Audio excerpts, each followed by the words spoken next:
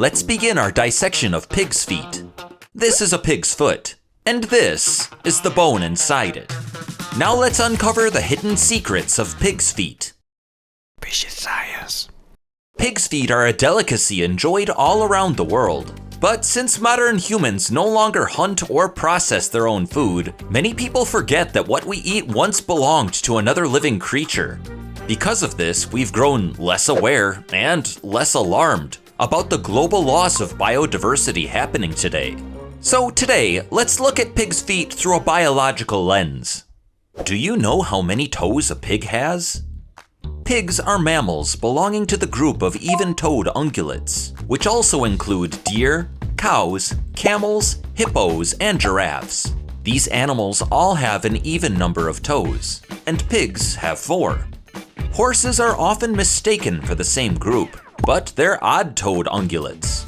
Rhinos belong to that same group. So if you've ever wondered what animal comes closest to the mythical horned horse, it's actually the rhinoceros.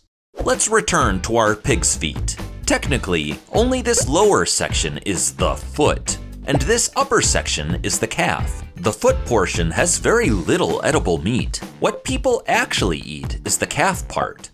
There's also a big difference between the front and back legs. The back leg sticks out, more at the heel, and the bone structure of the calf area is quite different. The easiest way to tell them apart is by looking at the cross-section of the meat. Front legs have smaller, divided muscle bundles with more fat and gelatin in between.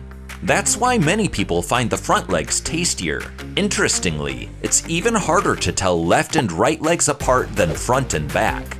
That's because pigs' 4 toes are nearly symmetrical. The inner toes are said to be slightly larger, but honestly, it's hard to tell.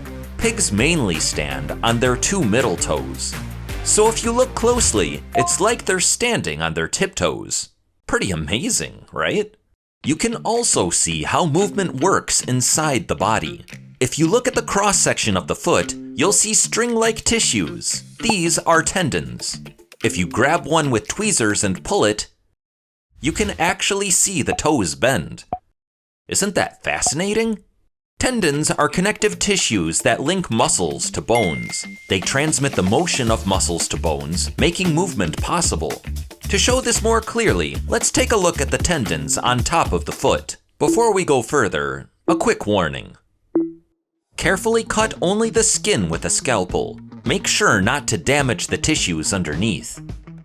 When you peel it back gently, you can see the tendons running toward the toes. Most bones in our bodies are connected to muscles through tendons. When muscles contract, that movement is transmitted to the bones, bending or straightening the joints. That's how we move. Pretty incredible, right?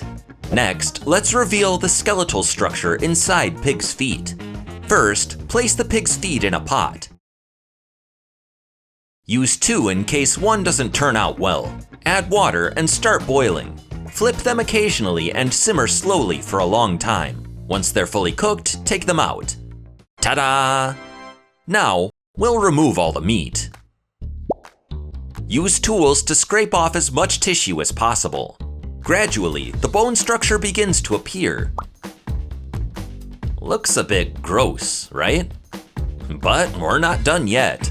Place the bones in a container, add hydrogen peroxide until they're completely submerged, and then leave them for 2 hours.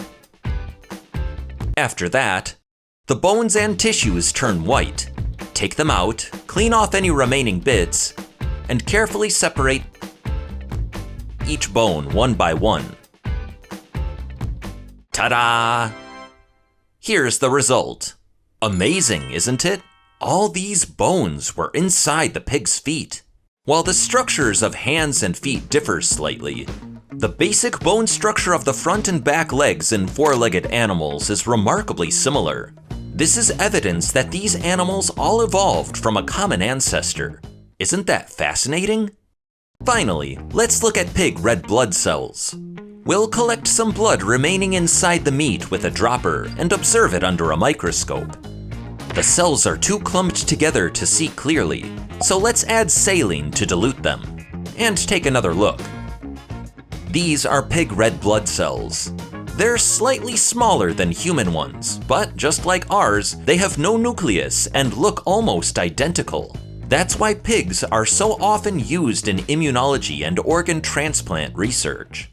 That's it for today's video. If you enjoyed it, please subscribe for more. This has been Fishy Science, revealing the wonders of the world through biology.